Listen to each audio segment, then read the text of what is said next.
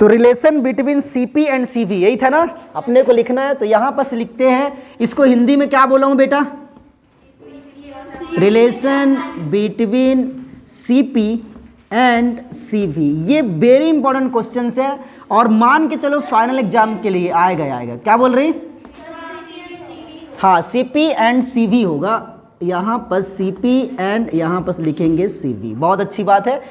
चलो सॉल्व करना शुरू करते हैं। देखो क्या करते हैं, इन दोनों के बीच में रिलेशन देखना है। तो हमने बताया थी क्या करना, सिंपल से फॉर्मूला हम लोग जानते हैं, हम पहले ही पढ़ चुके हैं। तो यहाँ पर लिखते हैं that is we know that. क्या जानते हैं बेटा बता दो, हम लोग ये जानते हैं कि Cp इज इक्वल टू कितना लिखे थे बताओ, del H by D T. इसको डेल लिख सकते थे ना, डेल लिख ले, अरे यार लिखा जा डेल एच और यहाँ पर डेल टी कांस्टेंट पी, यही था ना कंफर्म। अच्छा बेटा अगर इसको ऐसे लिखना चाहूँ तो लिख सकता हूँ ना, Cp इक्वल टू यहाँ पर लिखूँ डेल एच और यहाँ पर लिख सकता हूँ डेल टी। डेल टी किधर लेके आ जाऊँ क्या, तो क्या बन जाएगा, Cp del T is equal to del H बन जाएगा। क्या हो सकता है, इसको इक्वेशन नंबर 1 मान लूँ। आगे चलो बताओ, Cv इक्वल टू क्या पढ़े हैं, ऑल्सो वी नो दैट लिखो। तो ऑल्सो वी नो दैट, क्या जानते हैं भाई कि Cv इज इक्वल टू क्या होता है, del E by del T, यही था, कांस्टेंट v था। अगर चाहूँ तो डेल टी को यहाँ लेके चले जाऊँ और अगर मैं डेल टी को इधर लेके चले जाऊँ तो क्या बन जाएगा, Cv यहाँ पर डेल टी नीचे रहता है और यहाँ पर बन जाएगा डेल ई, यही है ना बेटा। इसको इक्वेशन नंबर आप 2 मानो और इसको अगर इसमें इक्वेशन नंबर 2 मान रहे हो तो बताओ, हम लोग एंथैल्पी का फॉर्मेशन पढ़ चुके हैं, एंथैल्पी का फॉर्मूला पढ़ाया हो ना, बताओ क्या है। तो यहाँ पर लिखो from definition of enthalpy, from enthalpy क्या लिखे हैं भाई, एंथैल्पी का डेफिनेशन से हम लोग को ये पता होगा कि del H is equal to क्या होता है, del E plus P del V, यही होता है ना। बहुत अच्छी बात है बेटा। बताओ एक काम करो, डेल एच की वैल्यू मैं इस इक्वेशन नंबर 1 से रख सकता हूँ और डेल ई की वैल्यू इक्वेशन नंबर 2 से रख सकता हूँ क्या। तो यहाँ पर लिखो putting the value of del H and del E in equation number, इसको 3 लिख लेते हैं, इन इक्वेशन नंबर 3 लिख लेते हैं, ठीक है। इनकी वैल्यू कहाँ रखना है आपको, इक्वेशन नंबर 3 में। जैसे आप रखो डेल एच की जगह पे आ जाएगा क्या, Cp डेल टी आ जाएगा, Cp डेल टी, बहुत अच्छी बात है, इज इक्वल टू, बताओ डेल ई इक्वल टू क्या है बेटा, ये लिख सकते हैं ना, क्या हो जाएगा, Cp डेल टी प्लस क्या है, P del V। Ideal gas equation जानते हैं क्या, तो यहाँ पर लिखो, इसको मान लो इक्वेशन नंबर 4, अगर मानना चाहते हो तो फर्क नहीं पड़ेगा। यहाँ पर लिखते हैं फ्रॉम इक्वेशन नंबर, नहीं फर्क बोलते from ideal gas equation, from ideal gas equation. बताओ आइडियल गैस इक्वेशन क्या बोलते हैं बेटा, P V equal to R N R T ना, एन आर टी। 1 मोल के लिए n की वैल्यू 1 हो जाएगा क्या, तो क्या लिखोगे यहाँ पर, 1 मोल गैस के लिए n इक्वल टू हो जाएगा 1। दिख रहा है पीछे, दिख रहा है कि नहीं, ऊपर लिख देते हैं, अगर नहीं दिख रहा होगा तो यहां से लिख लेना। तो बेटा क्या बन जाएगा, VV इक्वल टू RT बन जाएगा क्या। अब आपको एक चीज पता होगा, चार्ल्स लॉ के अकॉर्डिंग अगर आप टेम्परेचर को चेंज करते हो तो क्या वॉल्यूम चेंज होता है, होता है। कांस्टेंट प्रेशर पर किसी भी गैस का वॉल्यूम टेम्परेचर के डायरेक्टली प्रोपोर्शनल होता है, पढ़ाया हूं, कौन सा लॉ, वेरी गुड। तो चार्ल्स लॉ में अगर टेम्परेचर आप इंक्रीज करो तो वॉल्यूम इंक्रीज होगा। तो मैं क्या लिख सकता हूं बेटा, वॉल्यूम भी चेंज हो रहा है, कब, जब आप टेम्परेचर को चेंज कर रहे हो, कर सकते हैं। इसकी वैल्यू को P del V value RT equal to यहां रख सकता हूं क्या, इस इक्वेशन में रख दूं, तो रखो फ्रॉम इक्वेशन नंबर क्या बन जाएगा 4। इक्वेशन नंबर 4 क्या है बेटा, Cp del T, Cv del T, P del V की जगह पे क्या रखूंगा मैं, R डेल टी रख सकता हूं ना, रखो। तो क्या बन जाएगा ये, Cp del T is equal to, ये हो जाएगा Cv डेल टी प्लस क्या बन जाएगा, R डेल टी। कोई दिक्कत नहीं है, R डेल टी कॉमन हो जाएगा क्या, कर लें, तो Cp यहाँ पर बन जाएगा del T is equal to Cb plus R. Del T तो कॉमन हो जाएगा, डेल टी कैंसिल होगा, अगर कैंसिल हो जाएगा तो क्या बचेगा, Cp is equal to Cb plus R. Cb को इस पर लेकर माइनस में हो जाएगा क्या, तो Cp minus Cv equal to R. यही इन दोनों के बीच रिलेशन है। कोई प्रॉब्लम, कॉपी करो।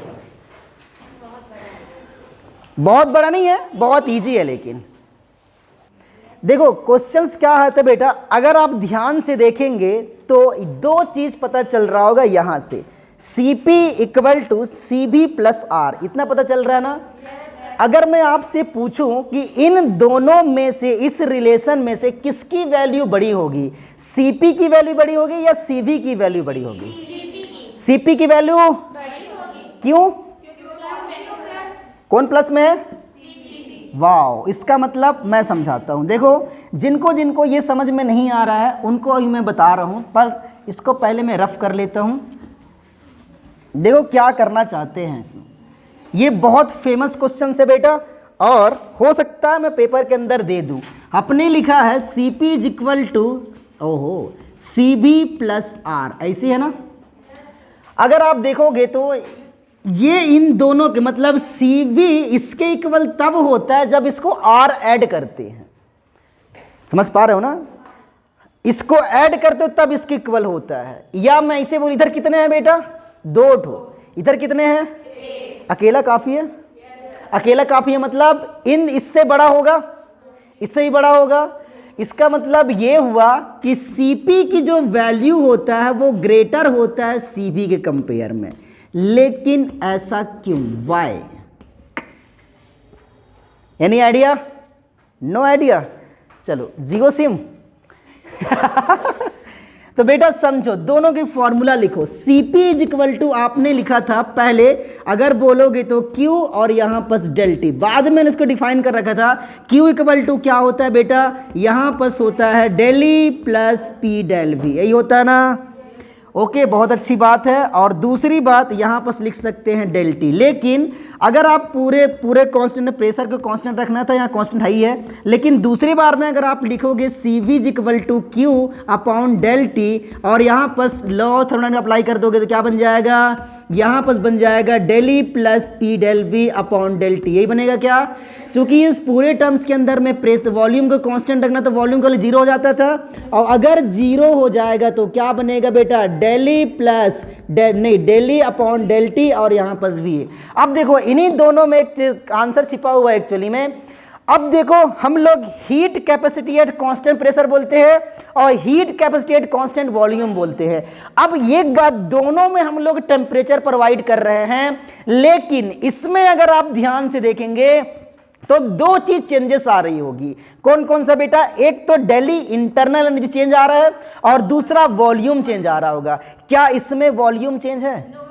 इसका मतलब जब मैं हीट प्रोवाइड करूंगा तो इसमें केवल इंटरनल एनर्जी चेंज करने के लिए मुझे हीट देना पड़ेगा, लेकिन इसमें इंटरनल एनर्जी के साथ साथ वॉल्यूम चेंज को करने के लिए भी हीट देना पड़ेगा। मतलब मैं ये कहना चाह रहा हूं कि इसके अंदर में आप जो भी क्यू दिए हो, ये दो चीजों में खर्च हो जाएगी। पहले तो दो चीजों के लिए रिक्वायर्ड होगा, उसका इंटरनल एनर्जी चेंज करने के लिए, साथ ही साथ उसका वॉल्यूम चेंज करने के लिए। और यही रीजन है कि इसमें हीट ज्यादा देना पड़ेगा और इसमें हीट कम देना पड़ेगा। मतलब कि Cp की वैल्यू Cv की वैल्यू से ज्यादा होता है। समझ में आ गया? क्लियर है? लिख लोगे? लिखना ऐसे है बेटा कि heat capacity and constant pressure में जो हीट दी जाती है वो पहला उसकी इंटरनल एनर्जी चेंज करने के लिए खर्च होता है और उसके बाद उसकी वॉल्यूम चेंज करने में खर्च होता है। इसलिए इसकी वैल्यू इसकी कंपेयर में ज्यादा होता है, क्योंकि Cb में केवल जो हीट दी जाती है वो केवल और केवल इंटरनल एनर्जी चेंज के लिए अप्लीकेबल होता है। ठीक है, इतना अपने को लिखना। मैं लिखवा देता हूं वर्ड्स में, लेकिन ये पूरा स्टेटमेंट यहीं पर छिपा हुआ, तो मैंने बता दिया। हाँ, क्वेश्चंस लिखो पहले। लिखने क्या कारण है कि Cp की वैल्यू Cv के वैल्यू से अधिक होती है? क्या कारण है कि Cp की वैल्यू Cv की वैल्यू से अधिक होता है? वैक्सीन किसको किसको नहीं लगा है? हाँ पूछ रहे हैं वैक्सीन किसको नहीं लगा है? आ गई है, लगवा लेना। तो अभी भेज दें सर, अभी भेज दें।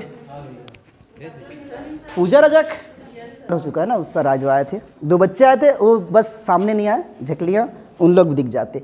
तो हम लोग पढ़ने वाले हैं एंथैल्पी चेंजेस होता है, कौन कौन सा चेंज होगा। सबसे पहले मैंने बोला है एंथैल्पी ऑफ फॉर्मेशन, ये बोला है ना। तो देखो क्या करते हैं, एंथैल्पी ऑफ फॉर्मेशन को हम लोग हिंदी में क्या बोलेंगे भाई? इसका हिंदी में क्या होगा, इसके हिंदी नाम? फॉर्मेशन का मतलब तो निर्माण होता है, तो हिंदी में क्या बोलेंगे? हाँ, इसको कुछ दूसरा बोलते हैं पर मैं इंग्लिश में लिख रहा हूँ, इसका मुझे हिंदी नाम याद नहीं है भाई। तो एंथैल्पी ऑफ फॉर्मेशन, देखो ये क्या बोलता है बेटा, नाम से पता चल रहा होगा कि जब हम किसी रिएक्टेंट को प्रोडक्ट में कन्वर्ट करते हैं तो 1 मोल रिएक्टेंट से प्रोडक्ट बनने में या 1 मोल प्रोडक्ट को बनाने में जितनी एंथैल्पी चेंज होता है, इसे एंथैल्पी ऑफ फॉर्मेशन बोला जाता है। तो मैं समझाता हूं कैसे। मान लो आपने ले लिया कार्बन जो कि सॉलिड स्टेट में है, अब इसको आप ऑक्सीजन के साथ रिएक्शन करा दो, गैसेज स्टेट में है। अगर इन दोनों को आप रिएक्शन कराओगे तो बच्चा जान रहा होगा कार्बन डाइऑक्साइड गैस बनता है। इस दौरान जो भी हीट रिलीज होता है या जो भी एंथैल्पी चेंज होगा, हीट एब्जॉर्ब होगा या हीट रिलीज होगा, इस दौरान जो भी एंथैल्पी चेंज आता है उसे हम एंथैल्पी ऑफ फॉर्मेशन बोलते हैं। और एंथैल्पी ऑफ फॉर्मेशन को ΔHF से शो किया जाता है।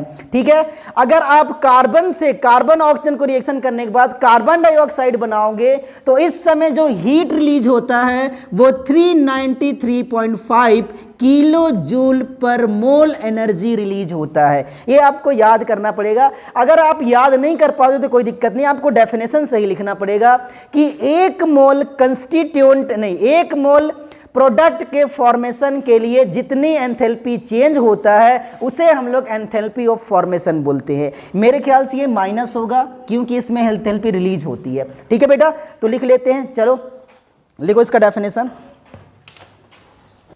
किलो जूल पर मोल है बेटा, ये किलो जूल नहीं दिख रहा है?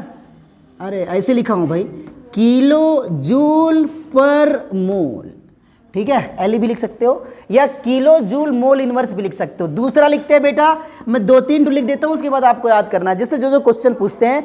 नेक्स्ट है संभवन की एंथैल्पी, लिख लो हिंदी में, लेकिन इसको हम लोग इंग्लिश में बोलते हैं enthalpy of combustion, enthalpy of combustion. और इसे हम लोग क्या बोलते हैं? संभवन की एंथैल्पी, संभवन की एंथैल्पी। अब आपको कुछ नहीं करना है, देखो बहुत सिंपल सा मेथड है एंथैल्पी ऑफ कंबशन। कंबशन का मतलब होता है जलाना। ठीक है बेटा, तो क्या करेंगे हम लोग, 1 मोल सब्सटेंस को मैं ऑक्सीजन की प्रेजेंस में ऑक्सीडाइज कराऊंगा या उसे जलाऊंगा, दहन करूंगा, तो जितनी हीट रिलीज होगी उसे उस सब्सटेंस की एंथैल्पी ऑफ फॉर्मेशन बोलेंगे। जैसे एग्जांपल के तौर पे बताता हूं, मैं क्या लिया हूं, ये मीथेन गैस है, हालांकि अभी हाइड्रोकार्बन पढ़े नहीं है तो इसका नाम नहीं होगा, लिख दे रहा हूं, मीथेन है। इसको मैं क्या करूंगा, ऑक्सीजन की प्रेजेंस में हीट करूंगा। ठीक है, आप जैसे इसको हीट करोगे तो ये क्या बन जाता है, ये बनता है CO2 और यहां से बाहर निकलता है 2H2O। ठीक है, अब इस पूरे प्रोसेस के दौरान में, सही तो लिखा हो मेरे ख्याल से, तो यहां पर हो जाएगा क्या, 2O2। अब इसी को मुझे क्या करना बेटा, जैसे मैंने मीथेन को ऑक्सीजन की प्रेजेंस में मैंने क्या किया है, हीट करिए, तो क्या बाहर निकलता है, CO2 और H2O। अब H2O निकलता है। अब इस पूरे प्रोसेस के दौरान में जो एंथैल्पी चेंज आता है उस एंथैल्पी चेंज को हम लोग बोलते हैं एंथैल्पी ऑफ कंबशन। कंबशन को हम लोग यहाँ पर C भी लिख सकते हैं, तो इसका ΔHC का मतलब है एंथैल्पी ऑफ कंबशन। जब आप इतने सब्सटेंस नहीं, 1 मोल सब्सटेंस को ऑक्सीजन की प्रेजेंस में हीट करोगे तो आपके पास कितने हीट रिलीज होगा, -89.4 किलो जूल पर मोल। इतनी एनर्जी रिलीज होता है भाई 1 मोल सब्सटेंस को। तो देखो जितनी हीट रिलीज हो रहा है सारे के सारे नेगेटिव में होंगे, नेगेटिव में मैंने लिखा हुआ है, तो आपको समझ में आ गया होगा कि जलाने पर जो हीट रिलीज होता है उसको एंथैल्पी ऑफ कंबशन बोलते हैं। ठीक है, हिंदी में क्या बोला हूं, संभवन की उष्मा। ठीक है बेटा, एक और आ गया, उसको मैं एक साथ लिखवा देता हूं, उसके बाद चलते हैं। उसके बाद कॉपी, घंटे लगे क्या, नहीं लगा? नेक्स्ट लिखो बेटा, हीट, जगह नहीं है मेरे पास लेकिन ना, कॉपी कर लो, जगह नहीं है। एंथैल्पी ऑफ न्यूट्रलाइजेशन, इतना लंबा है, लास्ट में लिखवाता हूँ, उसका डेफिनेशन आप लोग लिख लोगे मेरे ख्याल से। तो थर्ड नंबर है एंथैल्पी ऑफ न्यूट्रलाइजेशन। इसको हिंदी में मुझे पता है, इसे बोलते हैं उदासीनीकरण की उष्मा। तो लिखो enthalpy of neutralization, enthalpy of neutralization. ओहो, न्यूट्रलाइजेशन हिंदी में क्या बोला बेटा? उदासीनी, उदासीनी बोलते हैं कि उदासीनी बोलते हैं, जो भी हो, उदासीनीकरण की उष्मा। अब आपको कुछ नहीं करना है, उदासीनीकरण की एंथैल्पी बोल सकते हैं, हालांकि एंथैल्पी हीट होता है इसलिए उष्मा भी लिखा जा सकता है, तो मैं यहाँ बस एंथैल्पी लिख दिया हूँ। चलो कुछ नहीं करना है। उदासीनीकरण का मतलब समझते हो क्या होता है बेटा? हम लोग क्षार को मिला दें तो हाँ, जब एसिड को बेस के साथ मिलाया जाता है तो सॉल्ट बनता है। इस प्रोसेस को हम लोग क्या बोलते हैं? न्यूट्रलाइजेशन। ठीक है, हाँ ठीक है। तो क्या करना है? सही बोली थी, सही बोली थी। तो यहाँ पर मैंने क्या ले लिया बेटा? एक HCl है और इसको मैं रिएक्शन करा दिया हूँ NaOH के साथ में। ये तो एसिड है, बच्चा बच्चा जान रहा होगा, और इसको हम लोग बोलते हैं बेस। दोनों को आपस में मिलाओगे तो यहाँ से NaCl बन के बाहर निकल जाता है जो कि सॉल्ट है, तो ये NaCl बन जाएगा और यहाँ से बाहर निकलता है H2O। ठीक है, इसको तो हम लोग सॉल्ट बोलते हैं। अब आपको क्या करना है कि इस दौरान जो भी हीट रिलीज होता है उसे हम लोग एंथैल्पी ऑफ न्यूट्रलाइजेशन बोलते हैं। ठीक है, तो देखो कैसे लिखोगे कि एक मोल एसिड एवं बेस को आपस में मिलाने पर जो एंथैल्पी चेंज होता है उसे एंथैल्पी ऑफ न्यूट्रलाइजेशन बोलते हैं, जिसे मैं कैसे शो कर सकता हूं बेटा? H और यहां पर लिख सकता हूं N का मतलब न्यूट्रलाइजेशन इज इक्वल टू, जब आप HCl को NaOH के साथ रिएक्शन कराते हो तो आपके पास कितनी हीट रिलीज होती है? लगभग 95 के आसपास, 95.1 किलो जूल पर मोल इतनी हीट रिलीज होता है। मेरे ख्याल से इतना है, वेल देख लेते हैं क्या है। मेरे ख्याल से सही होना चाहिए, पर कितना है अभी? 57 है, सॉरी 95 में 57 बेटा, ये हो जाएगा 57.1 किलो जूल पर मोल। ओके, लिख लोगे डेफिनेशन ना? टॉपिक हो गया फिनिश्ड। ये वाली इतना अपने को पढ़ना था, ये हमारे लिए इंपॉर्टेंट है, काम आएंगे। आगे पढ़ाने वाला हूँ एक्सो एंडोथर्मिक रिएक्शंस। 4 मिनट हो गए। कैसे? वैक्सीन लग गई इसलिए क्या?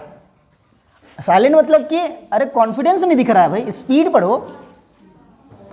हाँ बेटा, तो लिखो एंडोथर्मिक एंड एक्सोथर्मिक रिएक्शंस, बहुत इंपॉर्टेंट पॉइंट है और ये भी क्वेश्चंस में आया था। इस बार नहीं आया था? उष्मा शोषी उष्मा क्षेपी अभिक्रिया, अच्छा शायद 12th क्लास के अंदर में था। हाँ, endothermic reaction, endothermic and exothermic reaction. क्या बोल रही बेटा? और नहीं, ऑर्गेनिक में है, उन लोग में ऑर्गेनिक के पार्ट में रहता है। इसको हम बोलते हैं, एंडो को बोलते हैं उष्मा शोषी और इसे हम लोग बोलेंगे उष्मा क्षेपी, उष्मा क्षेपी अभिक्रिया। तो ये मैंने लिखा है। अब इसका मतलब मैं समझाता हूँ। देखो बहुत इंपॉर्टेंट पॉइंट है, अगर किसी भी रिएक्शंस के दौरान मुझे हीट जरूरत पड़ रही है ना, तो उस रिएक्शन को बोलेंगे एंडोथर्मिक रिएक्शन। जैसे आपने क्या करता था, कोई भी रिएक्शंस करा लो, ये रिएक्टेंट है और अगर मैं प्रोडक्ट बनाऊं, अगर मैं इसको हीट दे दूं, यहाँ से हीट दूंगा, तो ये जो रिएक्शंस है इस रिएक्शंस को बोलूंगा मैं एंडोथर्मिक रिएक्शन। लेकिन अगर उसको रिएक्शन हीट देने की जरूरत ही ना पड़े, अपने आप हो जाए। जैसे मैं आपको बताता हूँ, प्रकाश संश्लेषण अपने आप हो जाता है क्या? लाइट देना पड़ता है ना, लाइट देना पड़ता है ना। सिमिलरली ऐसा कुछ रिएक्शन, जैसे मुझे गर्म करना है, लोहे को गर्म करना है, तो लोहे को जब मैं गर्म करूँगा तब जाकर गर्म होता है, अपने आप नहीं होता ना। मतलब हम हीट प्रोवाइड कर रहे हैं, तो जब हीट जरूरत पड़ेगी उस रिएक्शन को हम लोग बोलेंगे कौन सा रिएक्शन? खाना पकाना, खाना पकाने के लिए क्या जरूरत पड़ता है? हीट जरूरत पड़ती है। खाना पकाना कौन सा प्रोसेस है? Endothermic reactions. लेकिन अगर बर्फ को गर्म करना है तो बर्फ गर्म नहीं बेटा, पानी को अगर मुझे फ्रीज बनाना है तो, अरे आइस बनाना है। अरे मैं क्या बता रहा, देखो सुनो सुनो सुनो, ये ले लो बेटा H2O, ये वाटर है, मैं वाटर बोल रहा हूं भाई। अब क्या करो, इसका टेम्परेचर को कम कर दो, मतलब हीट बाहर निकाल दो। क्या कर रहा हूं मैं? इसका H को कम कर दे रहा हूं। अगर H को कम करोगे बेटा तो ये आइस बन जाएगा क्या? फ्रीज के अंदर रख दोगे तो तो आपने क्या करी है, यहाँ से हीट रिलीज करी है ना, हीट को बाहर निकाला है। तो ऐसे रिएक्शन जिसमें हीट रिलीज होती है उस रिएक्शन को बोलेंगे एक्सोथर्मिक रिएक्शन। लेकिन अगर इसी को मैं क्या करूं, वाष्पीकृत करना है, क्या करना, जैसे अभी तुम लोग गर्म पानी करते हो ना, अच्छा, तो इसमें क्या करना पड़ेगा बेटा, इसका एंथैल्पी हीट को बढ़ाना पड़ेगा। जब आप इसको हीट दे दोगे तो रिएक्शंस कौन सा कहलाएगा, ये बन जाएगा वेपर, बन जाएगा वाष्प। अगर वाटर को अगर वाष्प बना रहे हो तो इस रिएक्शन को हम लोग नाम दे देंगे एंडोथर्मिक रिएक्शन।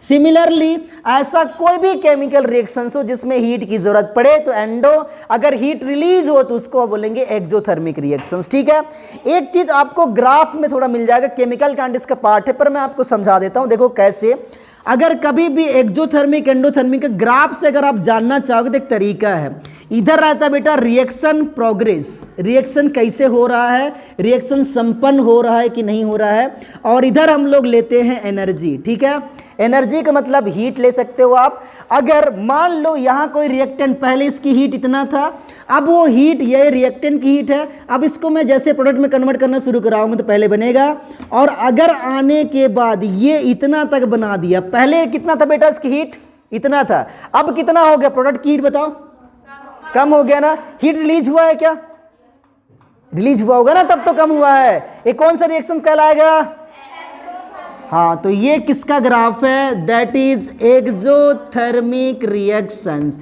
लेकिन सिमिलरली ऐसे बना दो बेटा, आपको इधर क्या लिखना है, रिएक्शन प्रोग्रेस, और रिएक्शन प्रोग्रेस इधर आपने लिखा है, और इधर आपको लिखना है एनर्जी। अगर मैं कैसे करूं, पहले इसका ऐसे था और ये जाने के बाद यहां पर बना दिया, अब बताओ कौन सा रिएक्शन है, हाँ, तो ये, क्योंकि पहले हीट कम था, अब क्या बेटा हीट ज्यादा है, मतलब रिएक्शन के दौरान क्या किया होगा, वो हीट अब्जॉर्ब किया होगा।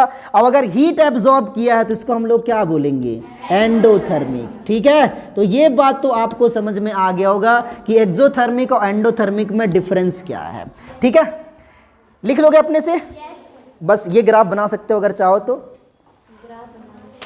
अब आगे बच गया बेटा, अब हम लोग सेकंड लॉ चलना है। पहले हम लोग को पढ़ना है यहीं से कि फर्स्ट लॉ की लिमिटेशन क्या था, फिर सेकंड लॉ क्यों जरूरत पड़ा, वहां पर हम लोग 2-3 चीज कवर करना है, उसके बाद थर्ड लॉ में एंट्रोपी, फिर खत्म हो जाएगा।